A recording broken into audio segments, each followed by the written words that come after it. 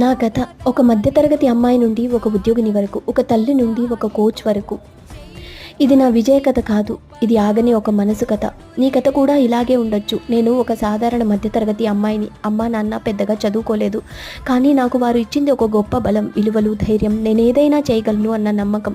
సౌకర్యాలు అంతగా లేవు, చుట్టూ చీకటిలా అనిపించిన రోజులు ఉన్నాయి.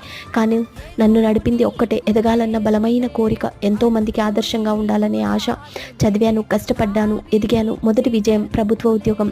కానీ నా హృదయంలో ఇంకొక స్వరం, ఇక్కడే ఆగిపోకు. అందుకే సాఫ్ట్వేర్ రంగంలోకి అడుగుపెట్టాను. పని చేస్తున్నాను, కానీ నా మనసు లోపల నేను ఇంకా సాధించే ప్రయత్నంలో ఉన్న ఒక మహిళని. ఇవాళ ఒక సాఫ్ట్వేర్ ఇంజనీర్గా, 3 పిల్లల తల్లిగా, మరియు ఇప్పుడు సర్టిఫైడ్ కోచ్గా. నా కథ ముగింపు కాదు, ఇది ప్రారంభం. నేను చేయగలిగితే నువ్వు చేయగలవు. నీ కలలు నీ చేతుల్లోనే ఉన్నాయి. నువ్వు కాకపోతే ఇంకెవరు? ఇప్పుడు కాకపోతే ఇంకెప్పుడు? ఎదురు చూడకు, మొదలుపెట్టు, ఎదుగు, సాధించు.